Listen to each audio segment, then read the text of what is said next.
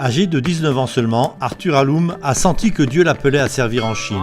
C'était seulement 1 an après avoir rejoint l'église adventiste du 7e jour. Même si sa relation personnelle avec Jésus était encore toute nouvelle et grandissante, pour lui, l'appel à aller en Chine était tout aussi définitif que l'appel à observer le sabbat.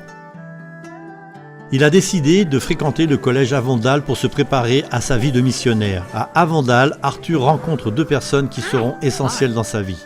La première était une jeune femme nommée Eva et sa future partenaire de mission. La seconde était le docteur Harry Miller, un pionnier de la mission adventiste en Chine. Le docteur Miller écrivit à Arthur et décrivit le travail qu'il y faisait. Il l'encouragea à servir comme missionnaire. En vue de son voyage, Arthur a économisé en vendant de la littérature en Nouvelle-Zélande dès la fin de l'année universitaire.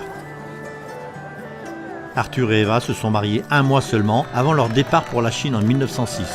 La première mission du couple fut de travailler dans la clinique et l'imprimerie supervisée par le docteur Miller.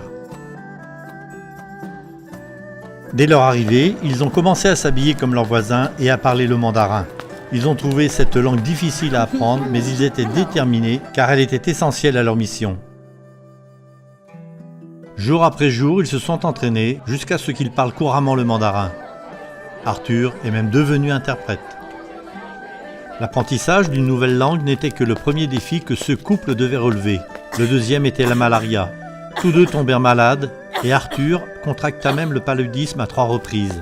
Malgré tout, ils se sont engagés à servir la population, principalement par le biais de publications et de l'éducation. En août 1911, Arthur rapporte que l'année précédente, la mission de Chine du Centre-Nord comptait 64 membres d'église. Puis ce nombre est passé à plus de 100 et n'a cessé d'augmenter. Arthur a déclaré « Dans un travail comme celui-ci, il n'y a pas de place pour le découragement. » Arthur et Eva ont eu 3 garçons pendant leur service en Chine. Eva s'occupait de sa famille ainsi que des personnes qu'ils essayaient d'atteindre. Elle enseignait l'école du sabbat, dirigeait la société des jeunes et organisait des études bibliques avec des femmes 2 fois par semaine.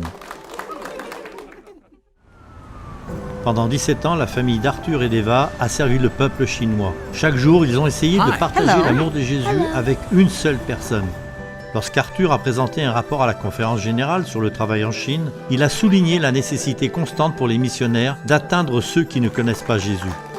Il a déclaré « Nous désirons ardemment le pouvoir d'émouvoir les multitudes de la Chine comme jamais auparavant.